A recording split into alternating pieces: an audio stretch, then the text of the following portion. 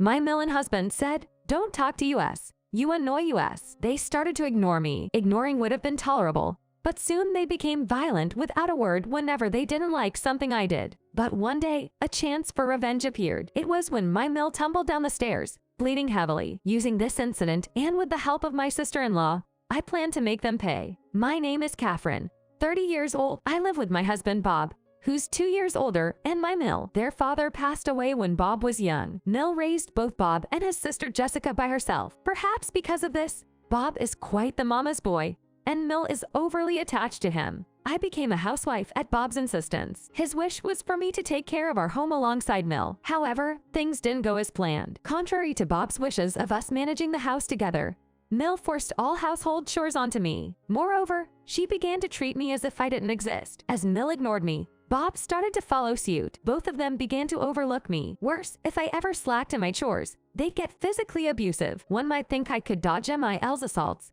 but she's physically much larger than I am. Mill stands nearly 5'7" and looks to weigh around 176 pounds, quite sturdy. In contrast, I'm just about 5 feet tall, weighing 99 pounds. Once she grabbed my arm, it was easy for her to hit me. Moreover, she aimed for areas not visible like my back and stomach, hitting and kicking as she pleased. This behavior even spread to Bob, who began to act out violently if he was displeased. Mill and Bob even said things like, "Don't talk to us, you're annoying," before resorting to physical harm. I had no one to confide in. After becoming a housewife, my social circle shrank considerably, even with old friends. When I mentioned meeting friends to Bob, he'd just say enough, and would resort to violence, so I stopped asking. The only person I could occasionally talk to was Jessica. Since both Mill and Bob respected her, she'd defend me saying, "I invited Catherine."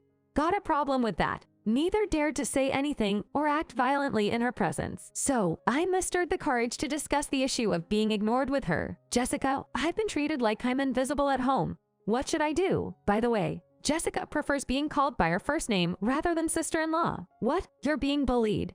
Why didn't you tell me earlier? I'll give him a piece of my mind." "Really? Thank you. I think Mill especially dislikes me, and I'd love to know why." "Okay, leave it to me. I'll ask them and find out for you. Thanks a lot." I thought this would solve my problems. However, how dare you snitch to Jessica? It was Mill who approached me with this. "You asked Jessica why I hate you? Isn't it obvious? You took Bob away from me." Saying so, she grabbed my arm. She then continued to hit me more aggressively than ever. My Mill hit me, even on the face, which she usually wouldn't, and said, "You think you can see Jessica now? Try doing something unnecessary again. I'll make you suffer even more." And with that, she continued hitting me without saying a word. That night, trying to cool the bruises, I sneakily went to get some ice when my husband returned. "Got word from Mom. Seems you said something unnecessary to Sis." Saying that, he landed a heavy punch in my stomach. A small gasp escaped my lips. Afterwards, my husband continued to kick me in the stomach as I lay on the ground. "Try saying something unnecessary to Sis again. I won't ever forgive you." He kicked me until he was satisfied, then left with those final words. The next day, I received a message from Jessica. "Hey Catherine, it seems that our folks don't really dislike you. They just said that because you're a quiet person, it's a bit hard to communicate. Could you maybe try starting conversations more?" "I see.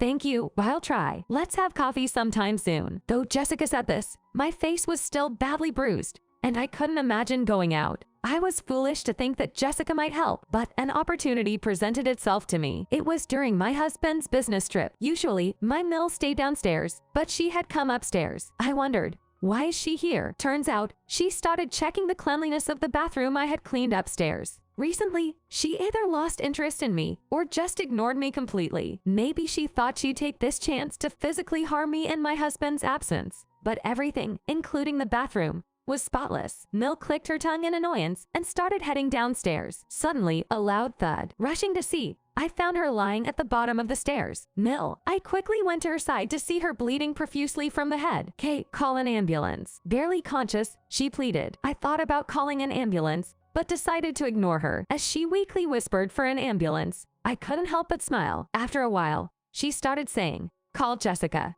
please."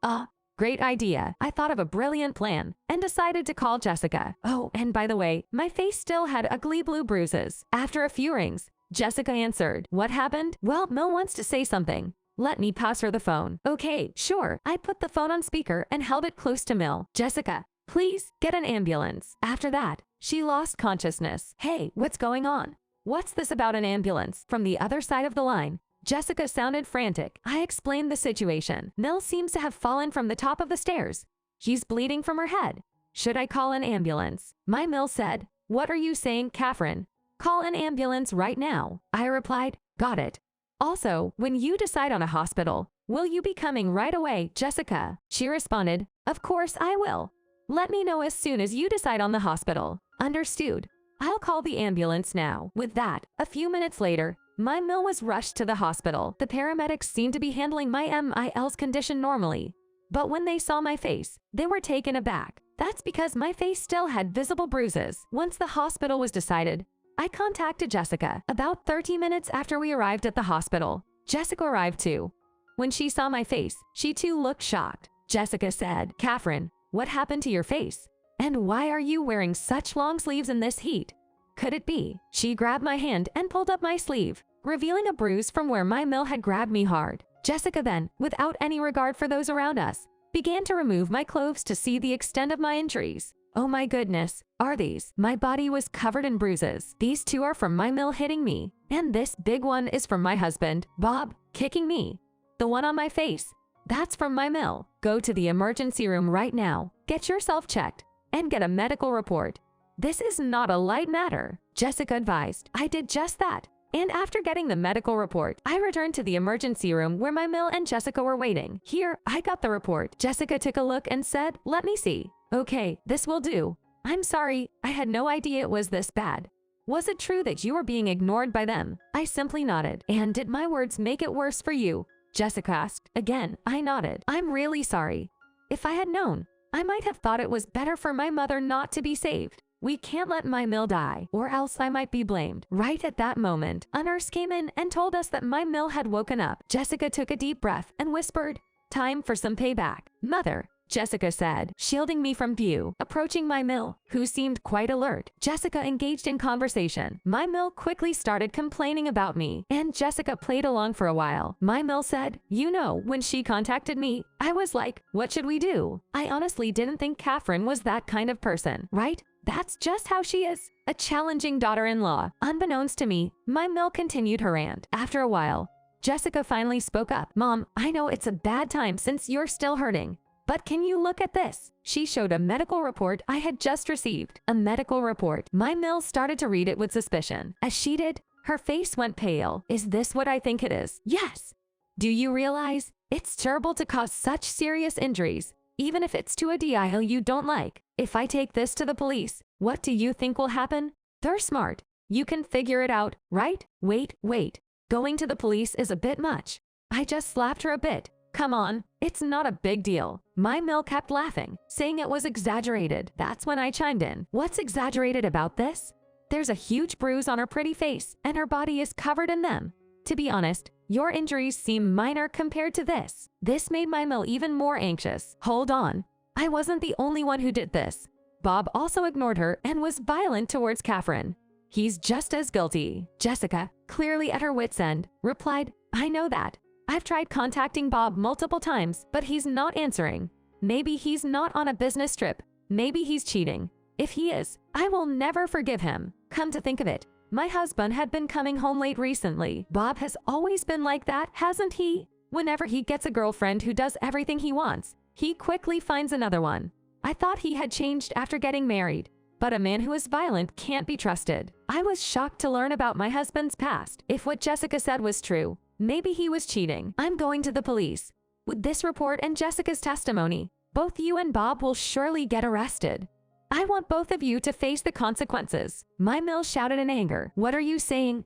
You're a terrible DIL. Do we need to discipline you more? By discipline, you mean hit me again. So you're admitting to the previous abuse. Of course, it's our duty to discipline a DIL who doesn't know her place. That was practically an admission of guilt. I had been waiting for this. Thank you for confessing, I said, taking out my smartphone. It had been recording our conversation. This conversation has been recorded. I plan to use it as evidence against you. It's over for you now, Mill. I decided to leave the room. Jessica added, it's over for you and Bob. My Mill said that and followed after me. I was truly grateful to have such a strong ally by my side. Eventually, right after leaving the hospital, I headed to the police station. When I told them about the violence from my family, they advised me to file a report. I decided to do as they suggested. Jessica, it seemed, finally got in touch with her husband and informed him about what his mother did. She also told him about the report I filed. He said he'd come home right away. When she asked if he had work, he replied, "I can't be bothered with that." But upon checking with his company, it turned out he took paid leave on the days he claimed to be on a business trip. It seems likely that this was the affair trip Jessica had mentioned. We were pondering how to expose this when Jessica directly confronted him. "Wasn't your so-called business trip actually an affair getaway?"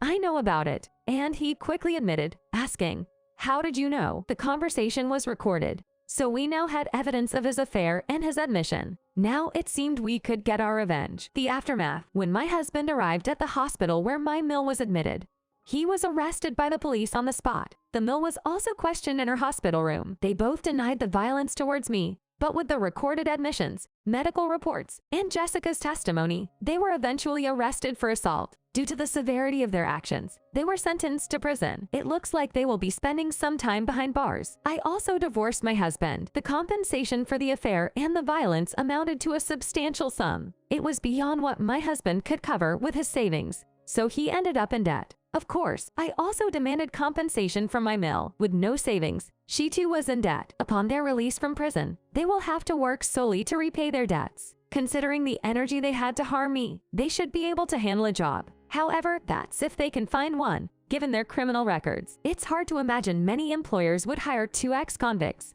but I hope they hustle to pay off their debts. I hope they truly feel the harshness of reality. As for me, I received compensation from my husband's mistress and had over $100,000 in hand. My injuries have healed considerably. During this time, I was cared for at Jessica's home. She apologized for what her family had done. Right to the end, I had hoped for an apology from my husband and mill, but never received one. Additionally, Jessica offered me a job. She asked if I wanted to join her team, as there was a shortage due to someone taking maternity leave. Without hesitation, I accepted. Being under Jessica's guidance, I felt I could perform the job competently. Starting work was a cue to move out and stop depending on Jessica. I want to fully enjoy the newfound freedom and prioritize my job. I also hope that by being resilient, I can repay Jessica's kindness in some way.